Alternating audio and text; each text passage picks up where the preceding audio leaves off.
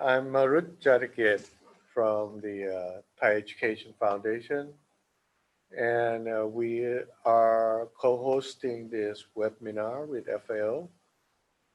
Just a brief background of this workshop that we have been scheduled to organize this workshop since early 2020, but due to the COVID-19 pandemic, we now had to switch to online webinar training instead, which is not ideal method to replace the hands-on field-based training, but we have to adapt it and make the best use of the process uh, until the situation get better. As we kind of new with this technology, we would like to apologize for any inconvenience that we may have happened and promise to improve as we go along. Before we starting the program, I like to pass on to our uh, co-organizer, Dr. Yubak, the Senior Agriculture Officer, Plant Protection and Plant Production at the FAO Regional Office of Asia and the Pacific. Dr. Yubak, to you. Good afternoon. Namaste. Swardika from Bangkok. As we all are aware that fall armyworm has become a very nuisance pest in our life and livelihood. It has marked almost all parts of the world after it was confirming it's in the native place. And efforts are underway by different country and institutions to limit its spread and damage. But uh, it has not been limiting its speed to the desired level. That is why our program like this justifies largely why we are engaging in these kinds of program. So considering its impact on food and nutrition security, and FAO has given high priority for its management. So I do not have to speak anymore, but what I would like to reiterate is actually FAO approach and all the institutions and all the countries' efforts. Actually, what we have done through various programs is actually FAO has given its high priority through global action, and some TCPs and the country specific programs are also rolling out in different countries in the Asia and Pacific region. And within the broader framework of the fall armyworm control, FAO and the Thai Education Foundation, TEF, we have the pleasure to organize this regional training program on the Farmers Field School for the fall armyworm management. And one of the key messages that we would like to give through this program is we expect that to get the information which country has done what sort of activities, and the broad objective is to share the knowledge beyond the country and beyond the region and get benefited across the world. That is one of the important objective of this program. And most importantly, what I feel is just we heard from India that very good activities are ongoing in different countries. Biological control and other monitoring tools are there. But most importantly, why the technology has not been rolled out widely, why they are not been widely adopted by the farmers. So the know-how technologies and know-how information about the fall armyworm is uh, there in almost all countries. But one of the lacking part that we ever realize is the know-how technology are lagging behind. So in this regard, this kind of training, especially to the actors, will be highly useful. So on behalf of the RAP, Regional Agriculture Program, and APPC, and on my behalf, I would like to sincerely acknowledge the efforts of the Thai Education Foundation, as well as all the experts for their untiring efforts for bringing these all the informations together. And not the least, I would like to express my sincere thanks to all the participants, especially the colleagues from government agencies, international institutions, civil societies, and the media colleagues and the academia. And I would like to sincerely acknowledge the untiring efforts of the moderator, Kris, and all the expert colleagues for their untiring efforts. And also my sincere thanks to Thai Education Foundation, especially Marut, Ian Kettler, and all the friends. I hope this webinar will lay the foundation for cross-learning, not only to one country, not only within the region, but beyond the region, which will be very, very much important instrument for streamlining the upcoming program in the fall Armyworm management. With this, I'd like to say for the grand success of this program, thank you, Kris. Thank you. Over to you. Let me briefly go over this webinar program. We have designed a 3-session series. The first session is today. Mainly will focus on global, regional fall armyworm action plan and strategies. With second session will be primarily talking about the country's national status, innovation, trainings, and plans, I think. And then the third session, pretty much focusing on the curriculum materials and future development needs. Our moderators, or the next speaker for today, is Dr. Kris Wyckhuys. He's a Belgian agricultural engineer and insect ecologist. He's an honorary associate professor at the University of Queensland, Australia, and guest professor at the China Academy for Agricultural Science, CAAS, based in Vietnam.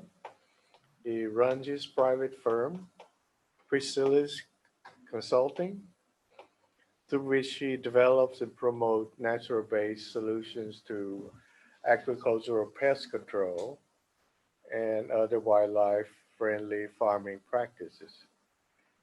He works closely together with government and academy across ASEAN. So I would like to pass this on to Kris. Thank you for the introduction, Marut, and it's a pleasure to have you all with us here in this first of a 3-series webinar on fall armyworm. I think, though I cannot see the participants, I think there's many familiar faces in the audience, and I'm very pleased and honored to give this first presentation, to really give this kickoff presentation.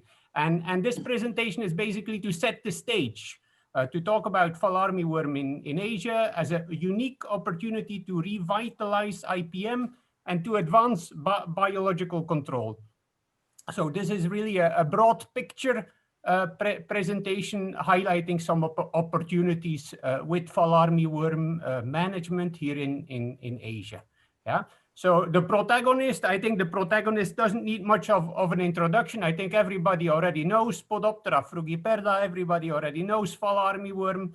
It's a noctuid that's originally from the neotropics. It's a year-round pest in much of Central and South America and in the Caribbean.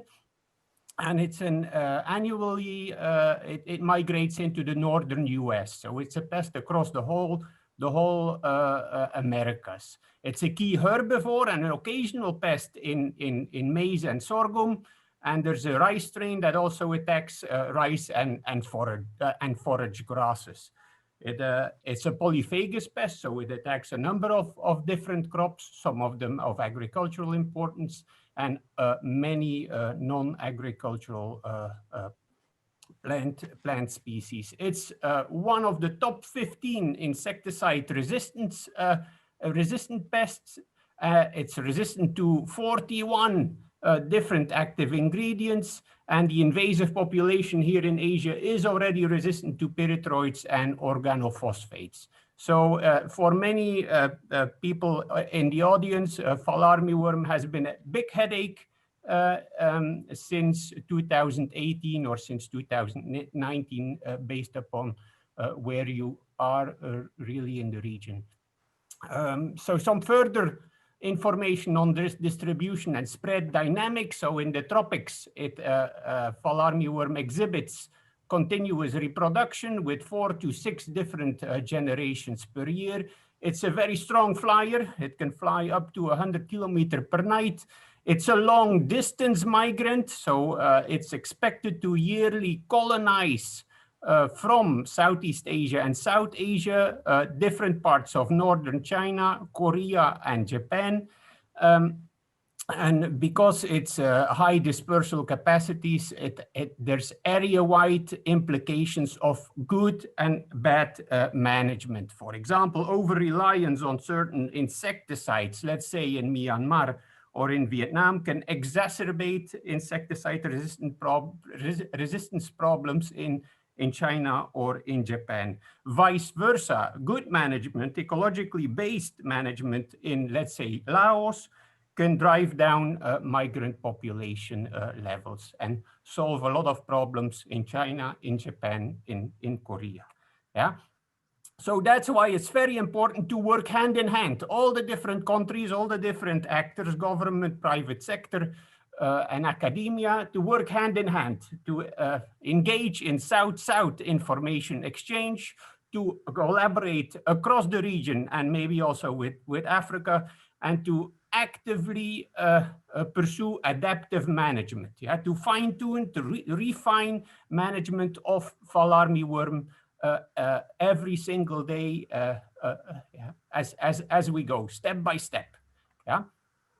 Fall armyworm impacts aren't only restricted to maize producers or to rice producers if there is a rice strain, but are likely felt along the maize value chain. And this figure shows you that in India, harvested maize is destined to poultry production, cattle raising, food processing, and starch extraction. Hence, I think it's very important to engage the whole value chain, not only in managing fall armyworm, but eventually also in funding fall armyworm management programs. Yeah. So fall armyworm, I think, has been seen by many members of the audience, and I think all the members in the audience will concur with me that it exhibits rather conspicuous feeding damage, yeah? Often dramatic damage, high levels of foliage feeding, but does this really translate into massive impacts? And I think that remains to be seen. Controlled studies in the Americas and in Africa have shown that at high infestation pressure, there's often only yield impacts between 10 to 20%.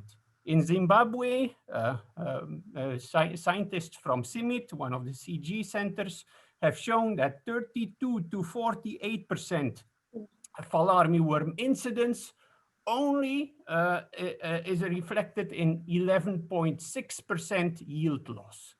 At levels of 25% incidence, there's very little yield reduction. The yield reduction often does not economically justify pesticide use. And in diverse smallholder systems, where farmers are growing maize for personal consumption, you have subsistence maize production, economic threshold levels are 40%. Yeah? So if you have incidence levels below 40%, these do not justify pesticide use.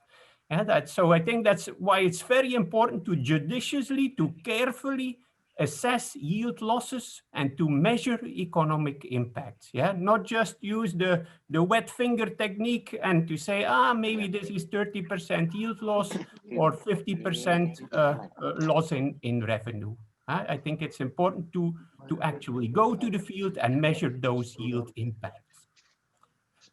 Monitoring, very important. Monitoring is very important to trace, to track the fall armyworm invasion, to assess infestation levels, and to forecast spread dynamics. And there's a couple of tools available there. I think somebody has not muted his or her microphone because I hear a lot of noise from the background. So people who have their microphone open, please mute yourself. If possible. Yeah, okay, thank you. So for monitoring, there's a couple of tools available. There's sex pheromone available, lures that can be provided, that can be purchased through a whole range of different companies, Chemtica, Trace, Ferrobio, Nucon Inc. There's light traps that are being used, especially in China, and there's insect radar technology. Yeah. These monitoring tools can be complemented with in-field scouting, and also, as Jean-Claude from FAO will tell us later, with citizen science initiatives, such as through FAO's FAMEWS app. All these practices, all these in-field pheromone traps, the light traps, they do guide pest management interventions. Yeah, and now when I address pest management, or before I address pest management, I'd like to take you back in time. And this is a picture from almost 20 years ago of myself when I still had hair, when I was doing my PhD research in Honduras, in the fall armyworm native range, yeah, in the Americas, in Central America. And at the time, I worked together with small-scale farmers who, for generations and over the span of centuries, since the time of the Incas and the Mayas, they have been battling fall armyworm in their maize crops. Yeah, many of these farmers, they cultivate small plots of approximately half a hectare or 1 hectare. Using oxen-drawn plows, hoes, and machetes. Yeah, so smallholder maize producers. And when I visit when I visited 20 years ago, when I visited those fields, what did I see? I saw fall armyworm at background infestation levels, 3 to 5%. So almost not a problem. And I did see a diverse complex of natural enemies, and I saw high to very high levels of biological control. Yeah? This is what I saw when I went to the field. When I talked to farmers, what did farmers tell me? Farmers told me, oh, Kris, fall armyworm is not a pest. It does not merit chemical control. I do not bother to take my backpack sprayer and apply insecticides. There are many conspicuous diurnal insects that act as predators. And many farmers told me, the earwigs, they are corn's guardian angels. Yeah? They protect the corn plant. And they themselves had devised multiple innovations to favor biological control and to control fall armyworm. What else did they tell me? They told me pest problems, they tend to be indicative of bad farming. Many farmers that used insecticide, they themselves triggered fall armyworm populations to build up. And the last thing that they told me is nature tends to provide balance. And ecological balance really is key. And this is key for endemic pests, but it's also key for invasive pests. Because as we all remember, or as we all know, fall armyworm is an invasive pest, and it is invasive amongst others because it is released from its co-evolved natural enemies. And in the picture on the right, you see all those co-evolved natural enemies, at least the parasitoids and the fungi and the protozoa, that act against fall armyworm in its native range. So what can we do to to bring that ecological balance to maize fields in Asia. One, we can import biological control agents, effective, specific parasitoids that act against fall armyworm. And that is what CABI is doing. It is evaluating which parasitic wasps eventually can be introduced in Southeast Asia or in South Asia. A second approach is to bolster ecological resilience of existing maize fields, of maize fields, using the endemic or the locally occurring natural enemies through something called new associations biological control. So we can use generalist predators such as ants, spiders, ground beetles, social wasps that already exist in maize fields, but that maybe attack other pests.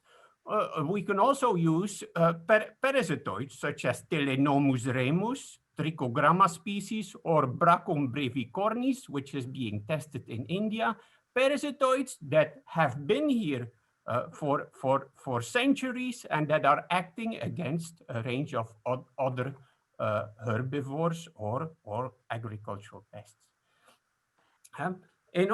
One approach to safeguard ecological balance is IPM, is integrated pest management. So as we all remember, as we all have been taught, IPM is the tactical integration and the deliberate prioritization of practices in order to bring down pest population levels in the field. And in IPM, we prioritize preventative practices and avoidance tactics. Preventative practices such as cultural control, physical control, mechanical control, and biological control. And as the option of last resort, the measure of last resort, we only use pesticides, Always bearing in mind that insecticides, they are expensive, they are toxic, and they are products meant to kill, So when we develop IPM, we learn from the Egyptians, So if you go to Egypt, if we ever have the chance to go to Egypt, you see many pyramids. Pyramids, agricultural marvels that have stood the test of time, and they are constructed on a large and firm basis, So if you go to Egypt and you look around in the countryside, you never see pyramids like this. And why you don't see pyramids like this? One, because they've never been constructed like this, or two, because they have not withstood the test of time. And so we have to bear this in mind when we develop IPM. We do not develop IPM by using convenience pesticides or preventative usage modes. So the use of insecticide-coated seed, which is very popular in certain parts of the world, it does not belong in the IPM toolbox. It conflicts with many key guidelines, key concepts of IPM. So we do not promote insecticide-coated seeds under IPM. It is incompatible with IPM. Instead, we can use a couple of silver bullets under IPM. First silver bullet is the conservation of biodiversity. And I use this etching of almost 100 years ago. That is an etching in which we see how biodiversity, in this case bird biodiversity, contributes to agricultural pest control. And as you can see in the etching from 100 years ago, it's inspired to some extent by the trench-style warfare of World War I. And it shows how birds, they devour potato bugs, gypsy moths, slugs and snails, and many other agricultural pests. Indeed, biodiversity is the first line of defense of the agri-food system and also of the maize agro ecosystem. how can we promote biodiversity? Through a range of different measures. We can provide shelter, we can provide alternative foods, and we can minimize disturbances in the maize agroecosystem. A first tactic is by providing or by establishing beetle banks, which are small strips of uncultivated land in the maize field, yeah, where the natural enemies, including birds or parasitic wasps or ground beetles, they can take shelter. Second measure is by providing mulching and manure. Third measure is zero and minimum tillage. A fourth one is providing nectar and pollen sources for foraging parasitoids, or in this case, syrphid flies. And a fifth one is by establishing bird boxes. Yeah. This is not something that I just pulled out of the air. This is not something that I just came up with. In fact, several Asian countries, they are already realizing the potential of harnessing biodiversity for pest control. Malaysia, for example, is betting on barn owls to combat rats in oil palm plantations. In Cambodia, rice farmers, they are establishing roosting sites for insectivorous bats. So many ways are being pursued, are being devised to harness biodiversity for pest control. A second silver bullet is crop diversity. And here I would like to draw the audience's attention to a paper of almost 40 years ago by Miguel Altieri, the father, or one of the fathers, there are many fathers, one of the fathers of agroecology. So in the 1980s, Miguel Altieri wrote a paper, Diversification of Corn Agroecosystems as a Means of Regulating Fall Armyworm Populations. And he talked about the potential of intercropping. He showed how in intercropped maize fields, fall armyworm was reaching background infestation levels, yeah? Far lower infestation levels than in maize monocrops. And intercropping is very common in Asia. Yeah? There's intercropping with beans, with groundnut, with red gram, with pigeon pea. Intercropping tends to diversify farmers' income sources. Yeah, you got money from the maize crop, but you also get money from the beans and the groundnuts. Intercropping lowers fall armyworm pest pressure and can boost natural enemy action. And the benefits of intercropping in terms of natural enemy enhancement, they tend to be eliminated by pesticides. And then a silver bullet number 3 is biopesticides. Yeah, they are safe for humans and the environment. They tend to be compatible with IPM, and they are equally or more cost-effective than chemicals. Biopesticides, such as Microsclerotia of Metarrhizium, can be used in seed coatings. They can be deployed in entract and kill schemes combined with pheromones, and they urgently need to be formally built into insecticide resistance management modules. Yeah? Right now, insecticide resistance management relies upon the rotation of active ingredients. Yeah? From one pesticide to the next. Instead, we should actively build biopesticides into those rotation schemes and thereby extend product lifetime and reduce or lower the likelihood of insecticide resistance development. Yeah? Some biopesticides, they can be locally produced. Some farmers can even collect the inoculum, store it, propagate it, and field apply it, such as the use of nucleopolyhedrosis virus or NPV. And this brings us to viruses. Yeah? 2020, this year, has painfully disclosed the devastating impacts of viruses. Yeah? As we all know, and unfortunately, as we all know, COVID-19 has increased mortality and morbidity in human populations across the globe. Yet viruses don't only affect human beings. Yeah?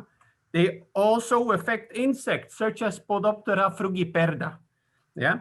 This This is this work already 25 years old, work carried out in Brazil by Cruz et al. This work shows how one single application of nucleopolyhedrosis virus against fall armyworm can bring about 70 to 85% mortality in the fall armyworm population.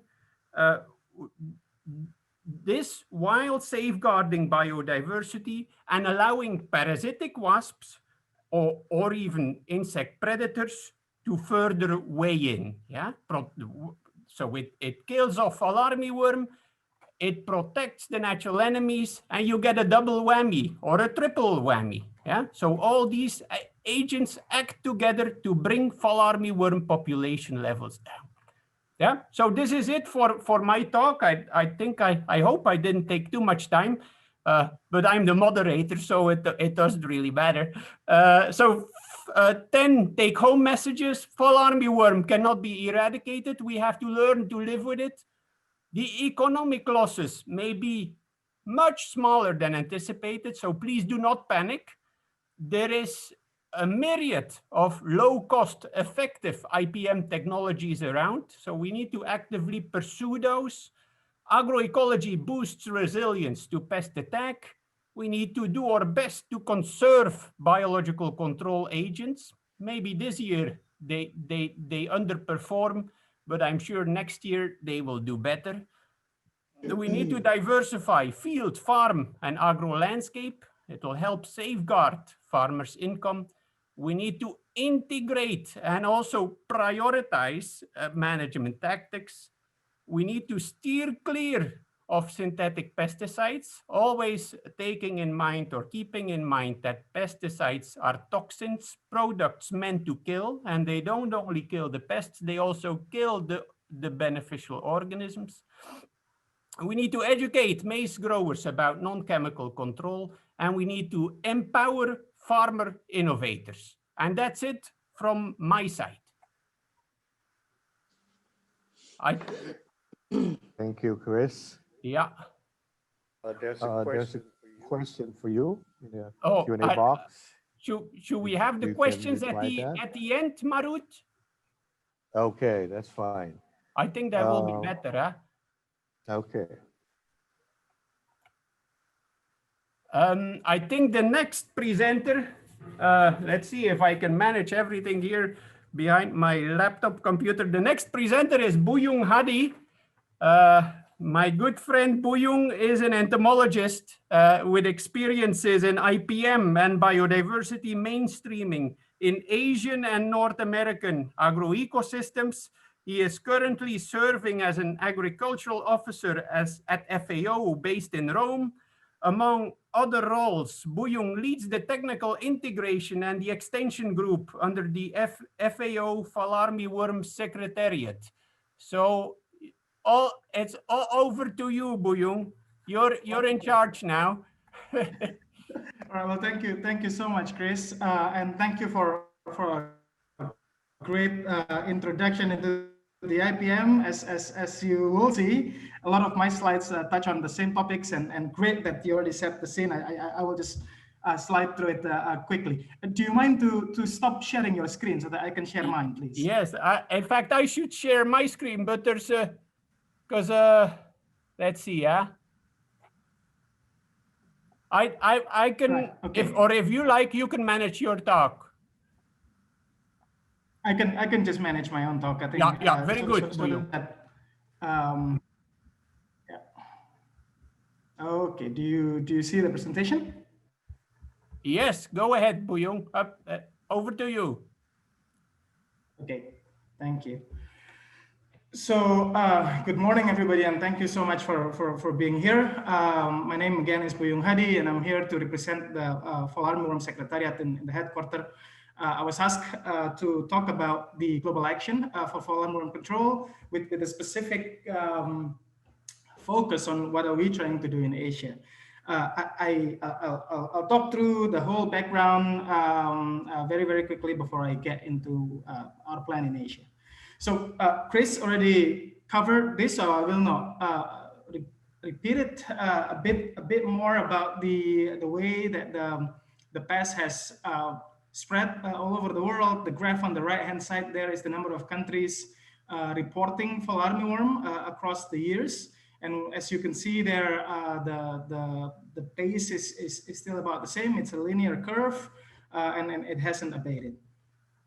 Kris is right in pointing out that the amount of damage now that we see, we have data from the field scale range from about 11, 12 to about 22% instead of the, at some point we thought it'll go to 40%. No, we haven't seen that. It's more between 10 to 22, if you will, with a median of about 16%. But even if it is only 16%, and if we extrapolate this across Africa, Asia, and Near East, this still amount to about 80 million tons of maize worth $18 billion, affecting about 600 million people. So for us, this becomes a strong justification, both economically and in terms of humanitarian purposes to intervene. Thus, the global action was launched in December 2019. The steering committee is chaired by the DG of FAO himself.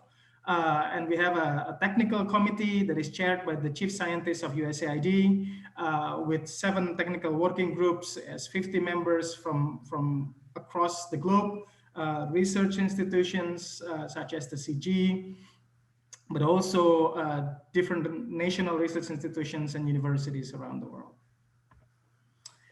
The action has 3 objectives really. Reduction of crop losses. So I already mentioned the number 10 to 20%. We aim to reduce this yield loss to about 5% in the demonstration countries and 10% in the pilot countries. And I will touch about what I mean by those 2 types of countries. A delay of further spread through phytosanitary measures and preparedness. And of course, providing a global coordination platform to achieve all of this. So what you see here is the scheme of the way we see how things will happen, unfold in 2021. The steering committee is already established. The technical committee and the technical working groups are established. The Fall Armyworm Secretariat sits here in the headquarters. Many countries already have the national task forces. The regional and sub-regional task forces are being established. And very soon we will have all of this in place with some work plan in at least some demonstration countries. So this is a part that Kris hasn't touched, and a lot of the data here really come from our partners, from CABI, from ECP and CIMIT, just the challenges. And what we see as the real challenges in fall armyworm IPM is that the knee-jerk reaction of how we're trying to manage this pest is probably just as harmful as the pest itself. So this is the data that come from different countries in Africa of how farming households are trying to manage fall armyworm. And what you can see there is that pesticides seem to be the preferred method, anywhere between 18 to about 82% of households are using pesticides, in many cases, only pesticides. So if you drill into the details, there is a cause of concern there, i.e. this use of highly hazardous pesticides. So the x-axis here are the types of pesticides being used by these farming households in Africa. And they're classified by WHO hazard classes. So 1A and 1B are highly hazardous. A lot of those are actually banned in the different countries. But what you can see there is that they are used somewhat by some countries. And then WHO class 2, moderately hazardous, most pesticides being used fall into this category. And that in itself is a bit of a concern. Of course, theoretically, there are ways that we can do to reduce the risks of the use of those class 2 pesticides. But the data showed that most farmers, same farmers that are being interviewed, do not actually wear any PPEs, personal protective equipments. Most of them, or many of them, would use gumboots, but no goggles or masks or gloves, which then increase, of course, exposure to this highly or moderately hazardous pesticides. And thus, it is not a surprise that among the same households, you start seeing reports of at least one pesticide-related health symptoms. So this, for us, is again a real cause of concern, and something needs to be done that will allow us to both manage the pests in a way that is safe both for human health and for the environmental health. Kris, again, already mentioned this. This is just a different way of slicing the same pie. And again, the only thing that I would like to mention here is the bottom of this pyramid are measures that need to be done or can be done every season. This provide the base. Again, I really love Kris's analogy of there is, upside down pyramid doesn't work. A pyramid works one way, and that is with that broad base at the bottom. And they need to be in place. And it goes up to a point where insecticides can be used as a very last resort.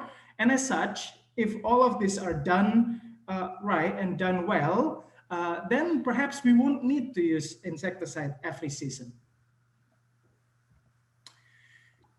One of my colleagues, Jean-Claude Rwaburindi, will talk more about monitoring, which is a part of the pyramid that we just talked about. So I will leave it to him to go into details. So again, as a part of the base, there is good agronomic practices and conservation biological control.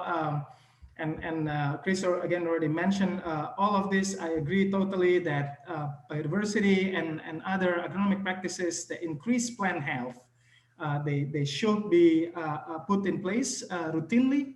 And indeed, the effectiveness and the scalability and the strength of scientific evidences for those measures are generally high.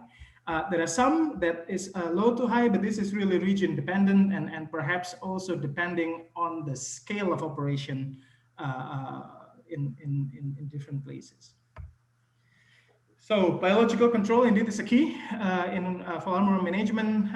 We are now conducting this global IPM assessment with the technical committee, in which we ask different members to give us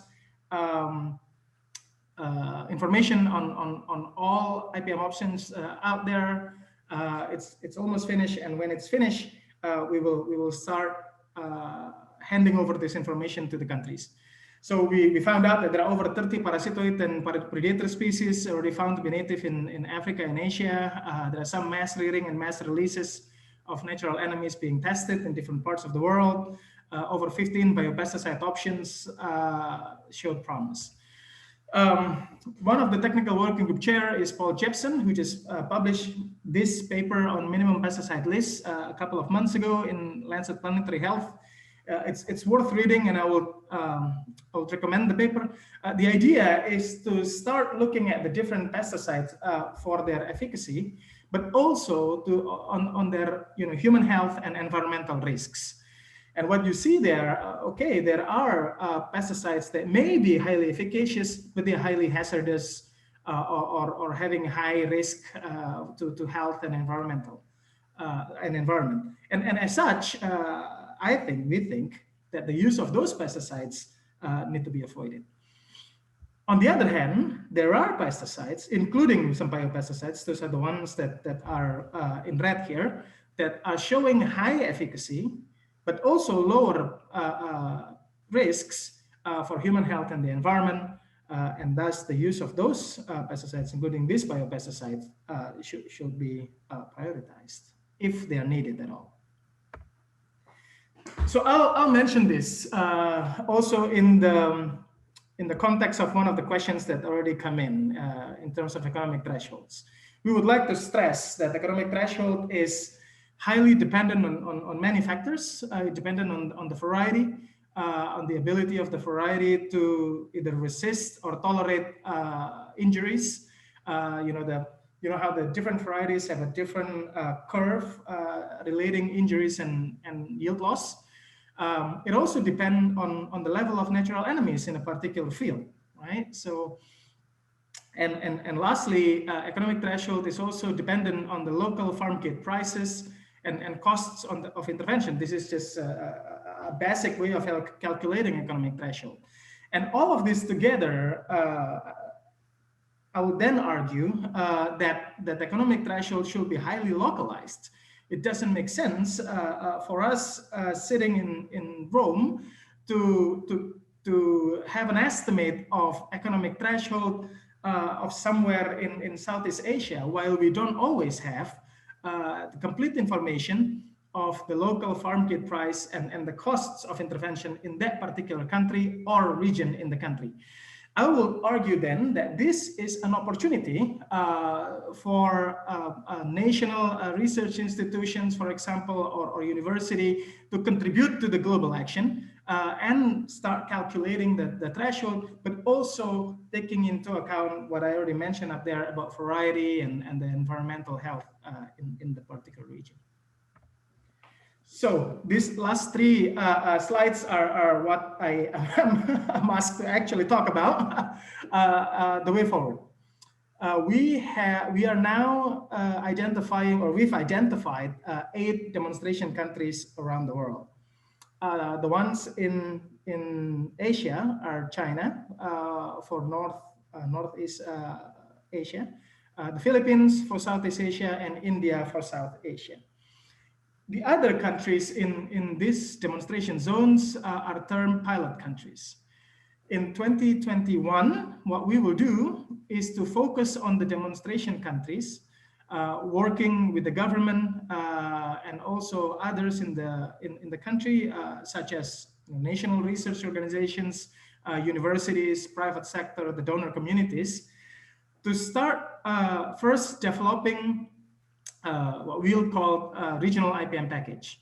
So taking into account everything that Kris already mentioned, I mentioned before, and also the results of our global IPM assessment, we'll put together what we think are going to work in terms of managing fall armyworm in that particular country with the least human health and environmental risks.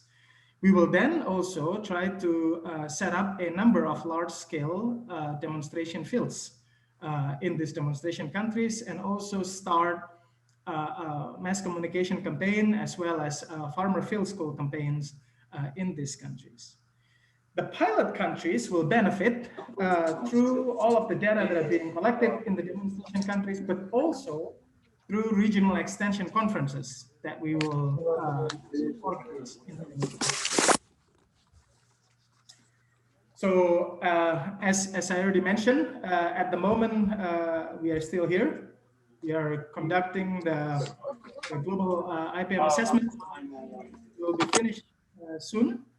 And then when it's finished, this will be given to the regional technical teams in each of the demonstration zones, and we'll start the work of creating the regional IPM package, identifying demonstration sites, and kickstarting training events in these demonstration countries.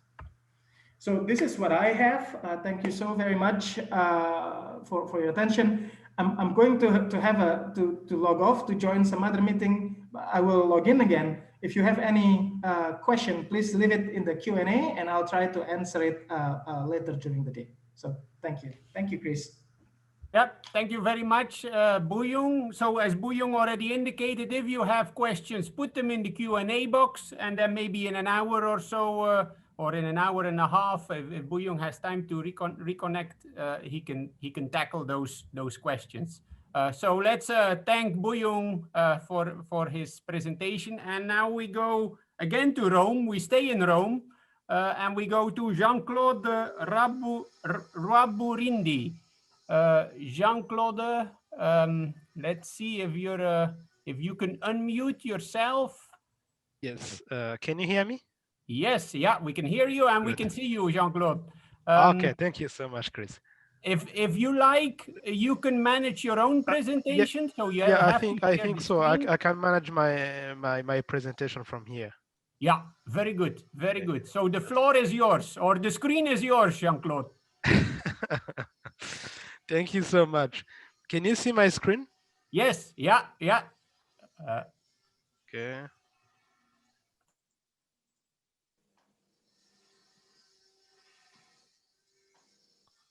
Okay, I think everybody can see my screen now. Thank you so much, Kris. And thank you for also giving me this opportunity to present you about the FAMEWS.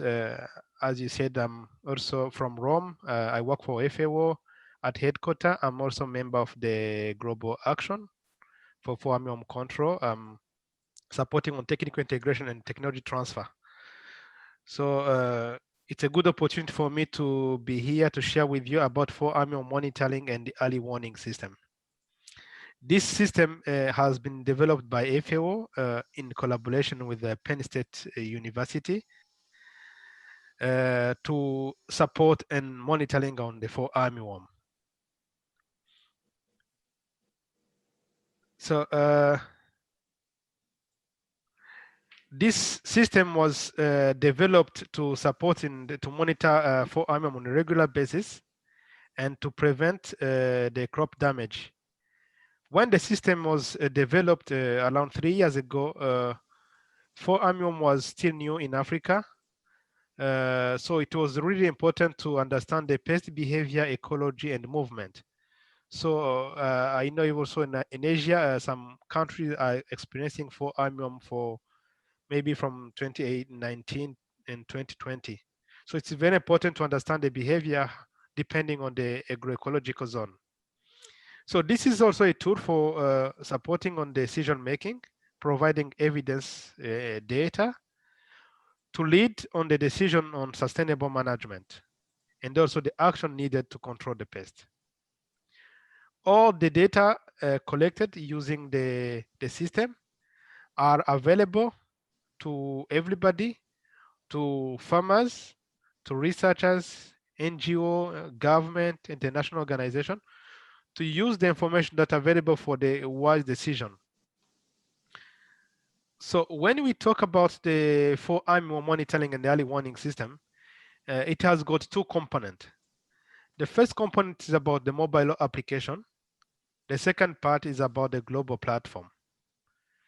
The mobile application developed is available on the Play Store, Android Play Store. So when you download the application, the application provides you the possibility to collect the data and transmit that information. So you have in the application the possibility to have the IPM education, digital library, share, and then they share the experience with the other users. I will shortly show you what it provides. So all the information that collected are stored and analyzed on the global platform, and they are shared so that everybody can be able to, to see the situation. So the structure of information, how the information or the system is working, all the data are collected from different users. We have the farmers, we have village focal point, we have extension workers, we have the scientists who are on the ground, who are collecting information using the mobile application. So when the application, they collect information, they are sending information the cloud system, and every country has got a designated national focal person who is in charge of the quality assurance, who validate the information collected in the country. After the information is validated, so the information is shared for the analysis. Then the analysis are posted on the global platform, so everybody can, be able to consult the information based on the interest. So the application available on the Google Play, this is the interface of the application when you download it. The application provides the information, the weather information, and it can provide also a 5-day forecast for the landfall. This information, whether is geolocalized, depending on the user where he's coming from, because you have your GPS of the phone activated. So the information that it provided is from the location where you are sitting, and the information is updated. So you can this can be useful information for the to guide the action that you may need to take. So you also have the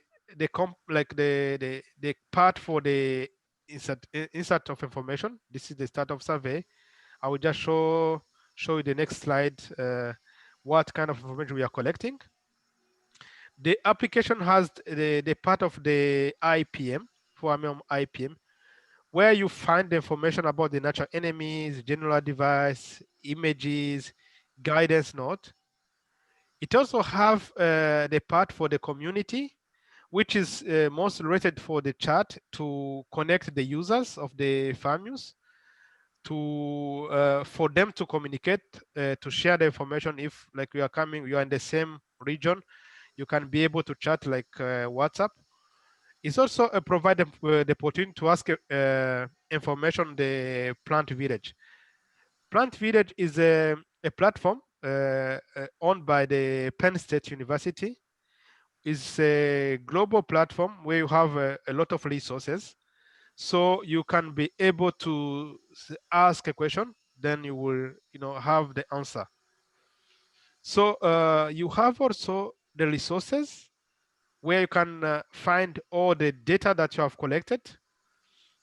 You can be able to see some other peasant diseases, not only for Armyworm, because it's a library. You can have a video, so you can be able to benefit more than only the for Armyworm. It's like also learning tool. So currently the application is in 29 languages, but it can expand, can be able to add more language if needed. Is not so difficult. It's like have like someone dedicating 1 or 2 days for translating the application. So in terms of the data that you are collecting using the application, we have two kind of data. We have first the scouting information, and also we have trap information. We get information from the traps. We also collect information from the scouting. So specifically, when you go on the scouting, you the first user has to register his farm, as you may see on the number 1. After he has registered the farm, is just putting the name, and automatically because of the GPS coordinates to locate where the farm is. Then you provide preliminary information about the country, region, village, whether you have received any training or assistance, what is the main crop, what is the variety, what is the planting date, is your farm irrigated or not, have you used the fertilizer, what is the crop stage, what is the general health of the crop, what is the farming system that you are using, what is the size of your farm. All the questions are responded using the drop-down list on the application. You have the possibility to select some responses that you can you put depending on the situation of your farm. Those are the preliminary information that we collected on the farm. Then we go on the scouting. So the data are collected on using a W shape. The image is very small, but it's a W shape. You collect 10 plants at each corner, so you have 5 corners, so you collect around the 50 crops. Information on the 50 crops. It's like you sample the 10 at each corner. So The application provides two possibilities for doing the counting. Either the counting can be done manually, or you can use an artificial intelligence, which is a built-in system in the application where they use it for the scouting. This is one example of a lady from Kenya. Is a picture taken by the Pennsylvania State University team, where he was using the artificial intelligence for the detection of the armyworm damage. As you may see on the small video, you point your camera of the phone on the leaves, then the camera, because the system has the algorithm of the images, can tells the damage are due to armyworm or not. So you can also preferably use the data using the manual system, like looking at the plant and identify the damages. The artificial is mostly for the when you are not aware, you don't have much information about what the damage for the armyworm look like. It can be very useful. So we also collect information about the damage, the level of damage, and we also collect information on the natural enemies, if they are present or not. And also we also collect information about what are the control measures undertaken for the armyworm control. So then you submit. After you have submitted, you have the direct advice of the, like, some information, some guidance on what you can do. So as I said, you have the application has got the education part, where you have the information about the natural enemies. You can see the images. You have some general IPM information, and also you have other information about other crops like cassava, corns, and so on. So all information are collected and stored on the platform, which is available on the FAO website. Unfortunately, currently the system it was down. There was some work ongoing, but normally is available on the FAO website of the armyworm. So on the global platform, you have the possibility to select the geographic areas. If you are interested in to see what is happening in South Asia, you can be able to select only the part of the South Asia. You can also track down and select a country. If you're interested in particular country, you can also collect information from that country. Automatically, all the analysis or the displays are bringing only the analysis from that particular country. You can be able to select by the date. Also, you can also make interaction among the visuals. This is the different displays of the analysis being done. You can see the feed discounting. What is the level of percentage of infestation at particular areas, or maybe you can even zoom out and see all the countries. You can see the information about the pheromone trap. You have information about the country. What is the system? What is the counting system like? What is the system being used? Is it irrigated or not? What is the percentage of different systems that are being used in the country? You have all the information. So you can only just come here as if you see my cursor. You can see the range of the date. You can adjust the date. So all the analytics will be adjusted according to the date. You can select the country. You'll be having information based on the country. So then all the information you calculate different prevalences about, depending on different conditions. What is the level of prevalence on the crop irrigated or not? What is the situation on the crop condition? Is it poor, medium, good? What is the crop system, which is maybe a less susceptible to the armyworm infestation? You can see different percentages. What is the crop stage? Maybe armyworm is more active at the vegetative stage, maybe not than maturity stage, or different analytics are displayed. So you can, have the possibility to select your country. You can have possibility to select your region. So all the analytics can be changed depending on that. This is the overview of the application. What you can do. Maybe one of the challenges that we experience is about the consistency in the sending information, because we need more data, more information to have accurate analytics. So this is maybe one of the challenges that are facing in terms of receiving data continuously from the different countries. So this is what we have. You can be able to find some guidance information on the FAO website on the for Armyworm, or you can even contact on the email. Thank you so much. Yep. Thank you very much, Jean-Claude. A very, very good presentation. And I hope everybody in the Asia region is now convinced that we need to use FAMEWS here as well in the region. So let's hope everybody starts using it to track fall armyworm. I see there's a couple of questions already for you in the Q&A box. We won't address them now.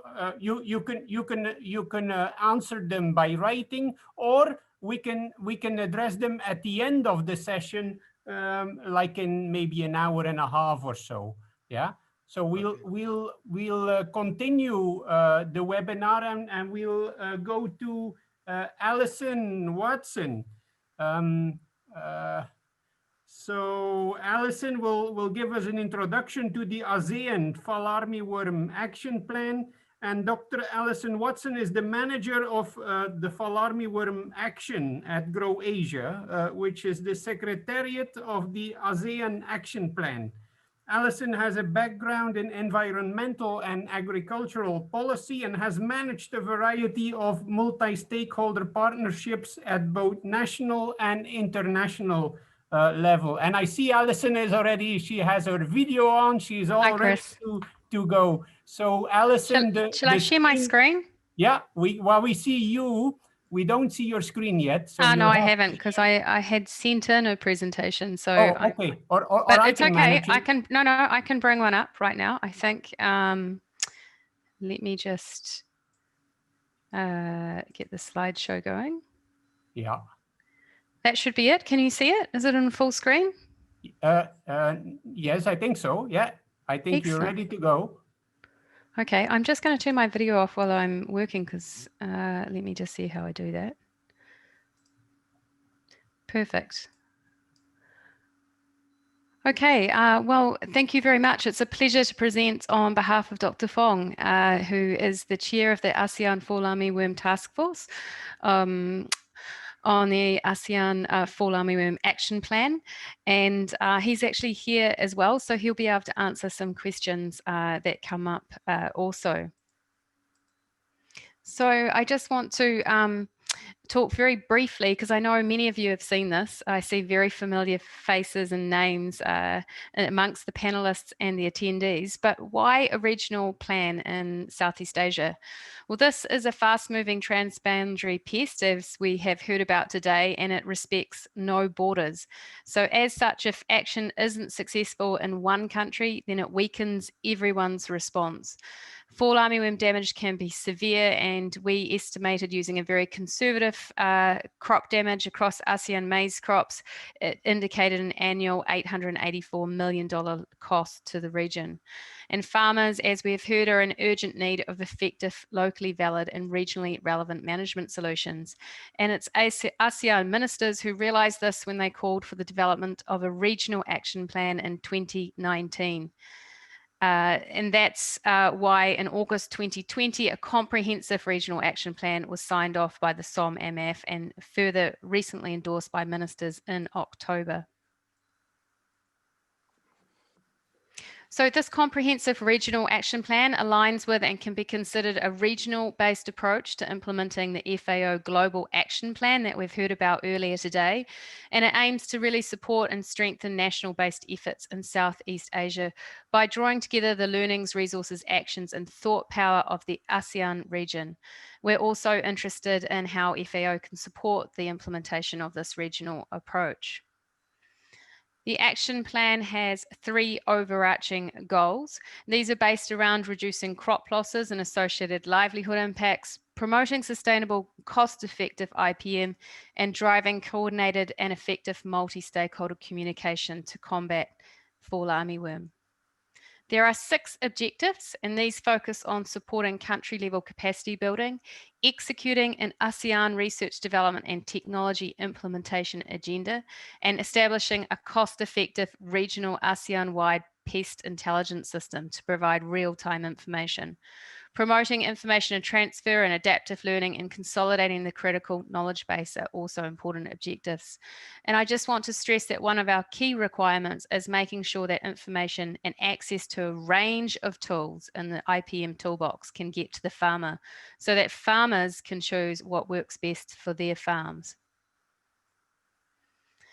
Now, 6 work programs will be implemented to deliver the 6 objectives, and you'll see they range from communications functions, knowledge and policy, through to farmer learning, surveillance and impact, and the IPM toolbox.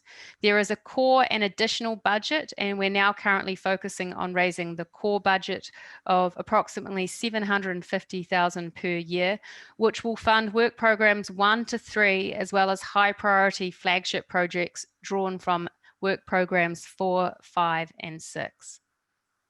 Now, I just want to talk about a few key projects that we've already started on and that are sort of important projects in the action plan. And here are 3 projects as part of our core program, those work programs 1, 2, and 3. The first one is around developing avenues for efficient regulation pathways. And in this case, we really want to develop and or disseminate guidance and resources across our region to help support regulators in their roles.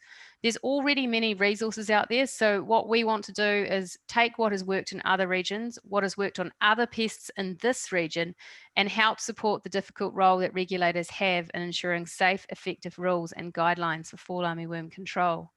We also believe there is huge untapped potential in the role of women as IPM leaders, and that this could be a real force for change across the region if we could more effectively tap into that talent. And the third project here is really around building the talent and skills through regional technical workshops, but also through exchanges with some of the leading research institutions and organizations regionally, within the region, and globally. We want to really build capability within the region on IPM. Another 2 projects under the core work programs is very much focused on farmer communications and learning facilitation, making sure that we can empower farmers in the Philippines and Indonesia, Vietnam, Thailand, and across all the other countries in Southeast Asia, so they can make informed decisions based on a choice of options and tools which are accessible, affordable, and effective at controlling fall armyworm, but also they work to increase the resilience of those farmers and farming systems to other pests and diseases. A key activity over the last few months has been developing a regional knowledge and innovation hub. We want to adapt, learn, and share information and approaches on fall armyworm control. And one of the first activities that we've been doing under the Knowledge and Innovation Hub has been the Biocontrol webinar series and technology taster sessions that I will talk about later today in more detail. Now, I just want to highlight a couple of flagship projects that are drawn from those work programs 4, 5, and 6. The first that we've already started is the development of a regional resistance management plan with the objective to ensure that farmers maintain access to a range of effective technologies and options in that IPM toolbox. We also need to ensure that fall armyworm doesn't develop resistance to some of the control strategies that you already have in place, or even future control measures that we may wish to consider. And we'd be very interested in extending this project to neighbouring countries in the region. CIMMIT is our technical lead partner on this project. Another project that we are starting is a development of a regional monitoring and surveillance platform. We really want to develop an early warning surveillance and monitoring platform so that we can better understand pest movement and infestation to help inform proactive and smart interventions. All stakeholders need to know where the fall armyworm is and other pests, or about to be, and at what levels they are present to make sound management decisions.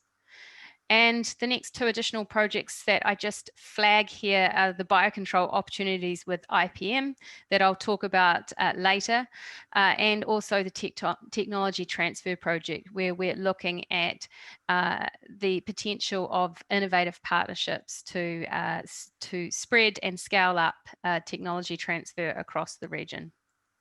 So I just want to summarize that we're working very closely within the region, but we're very interested in working with other partners, neighboring countries, but further afield in driving coordinated action on fall armyworm and IPM. There's great benefits, as we all know, to sharing our approaches and resources.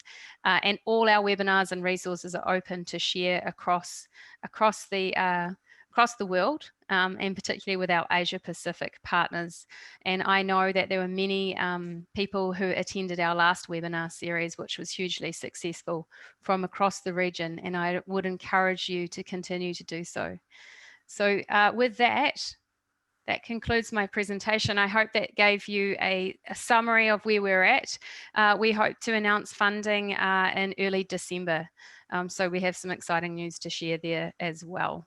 But it's a very busy time, and we're excited to be working on combating this pest with all our stakeholders and with the FAO.